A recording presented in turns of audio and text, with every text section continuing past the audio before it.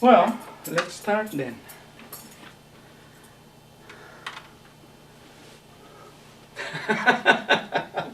So Here we are again. here we are.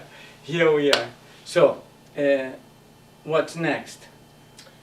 Well, I've been thinking, Mm. what is it that's important for people to understand about why psychodrama works?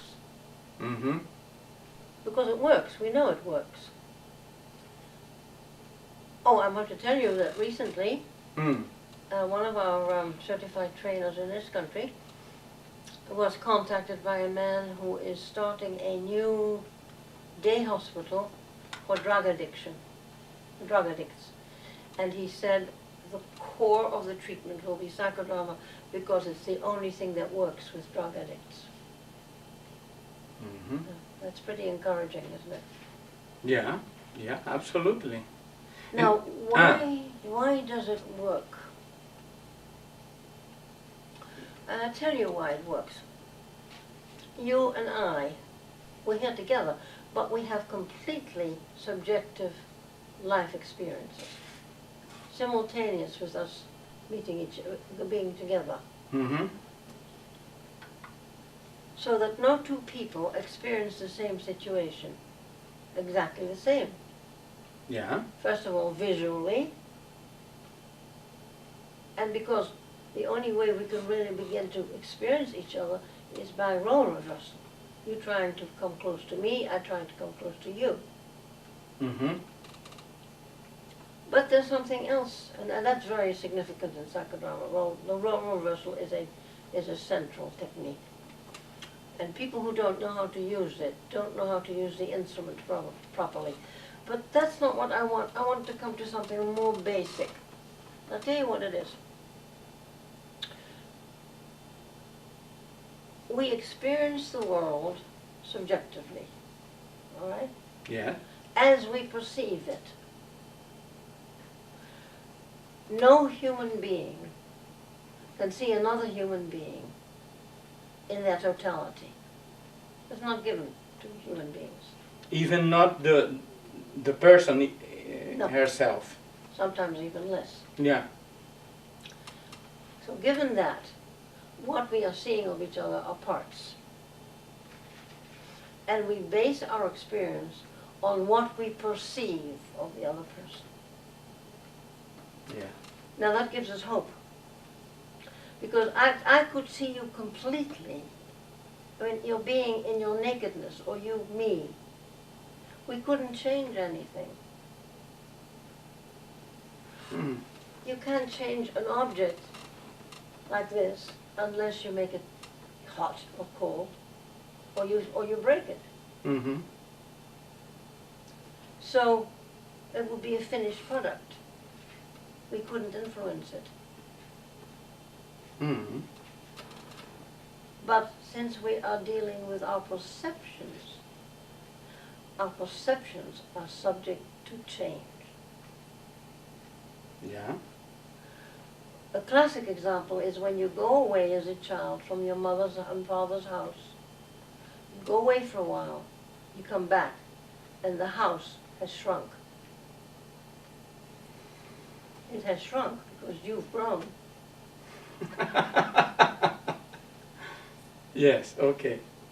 There is even a classic story about the young man who goes away for 7 years, doesn't see his father until he gets back home after 7 years. It's a story by Mark Twain, by the way. Mm-hmm. And he is so surprised at what his father has learned in those 7 years. Now, what has happened? Maybe the father has learned, but not as much as the son perceives. So let's not be so sure that we ever know anyone in their totality. We don't. Mm-hmm. So, have you recently, for instance, met someone you've known before and you said to yourself afterwards, I didn't see that part of him before. Did that happen to you recently? Yes, absolutely. Absolutely. Has he changed or has your perception changed? Well, probably both. Right. But more likely, your investment in your perception has had to be changed. Hmm. Yeah. So what we do in psychodrama, when we go through these dramas of our life, first we look at it as we perceived it. Curiously enough, just by doing it as we perceive it, it has already changed. We have tried as a research subject in Beacon, when two people had an argument just before the session, we have tried to reproduce it on the stage, and we can't do it. You know why? One says, that's not what you said. That's not how you said it. Mm-hmm. That's not how you looked at me. That's not how you moved. They keep interrupting each other because they have a picture of what happened 15 minutes back. But they can't agree on what the picture looks like. Mm-hmm. So as the director had to say, forget that. What were you arguing about? Let's hear the argument. Yeah. Well, but don't you think that in this case, the fact that we have technologies like this camera, no, could make it easy for people, as we could, I don't know if it's called in We've English, done that. To videoscopy. record them. Yes, to record them. Okay, we did that with videotape, with TV, with teenage kids.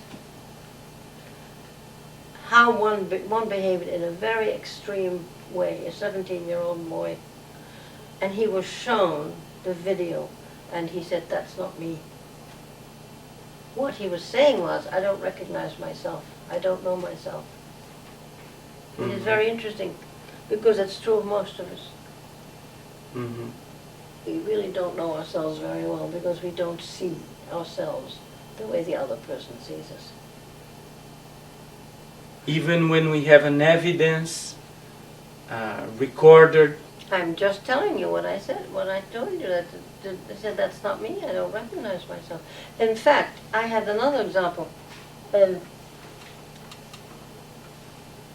I was writing my memoirs, I wrote a page or two about my parents, how I perceived them. Mm-hmm. My mother happened to pick up the sheet when she was visiting and reading it. She didn't ask me, she just picked it up. You know how parents are. And she said, I don't recognize myself.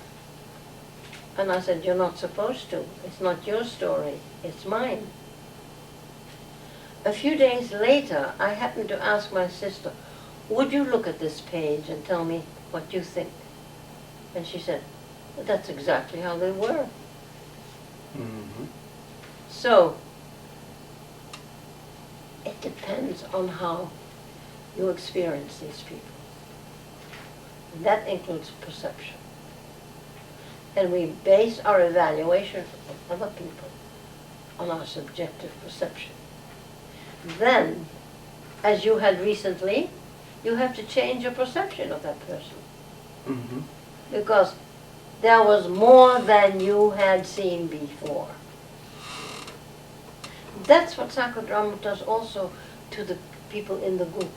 They see more of that person than they saw before.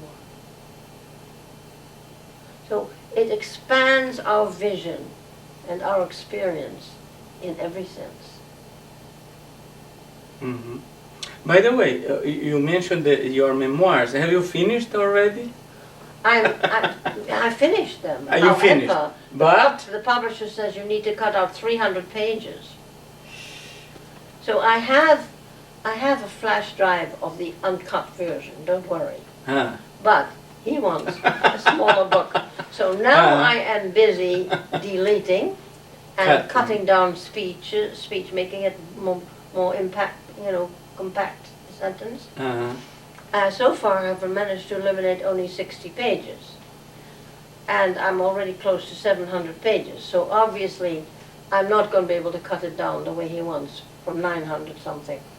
But what I'm going to do, I've decided I'm going to cut what I need to cut now and submit it to him and my editor, and then we three will get together and see what else needs to be eliminated. Mm-hmm. I'm not worrying about it. Yeah. I'm hoping to get it done soon. With my busy schedule, I'm lucky if I can do 20 pages a day, because it's very intense. I've discovered it's much easier to write than to delete. Mm-hmm. But I had a student who said to me once, you know, not every word we write is holy. Some can be eliminated.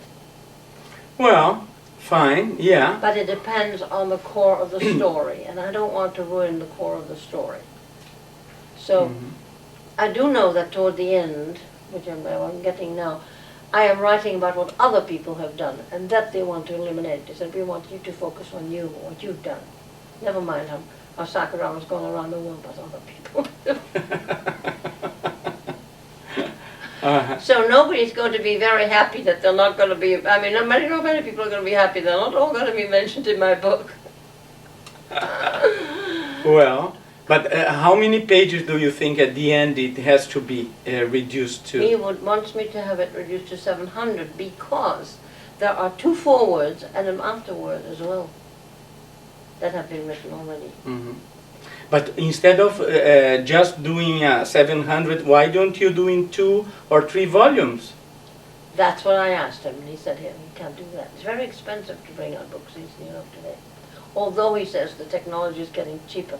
Anyway, that's what the publisher wants. Now, if I want to start looking for another publisher, God help me, I don't want to start that whole process. Mm-hmm. And he's really, I mean, it's not evil doing that. He's a good guy. He understands the work, and he's seen me work. He said, I saw you work 10 years ago, and I said to myself, no, you weren't even working, I just saw you. And I said, that woman has lots of stories. So, I mean, he understands, and he knows my work. And he recognizes the value. It's not as if he's critical. What he has is, I guess, economic limitations. Everybody has some. My son told me, I didn't know that out of all the manuscripts for novels, for instance, which you think people want to read, because every time you pick up one of the New York Times book reviews or the Washington Post, there are new novels being reviewed and advertised. Only 2% get published of hundreds of manuscripts. So yeah, that's where we are. You don't even want to bother with that.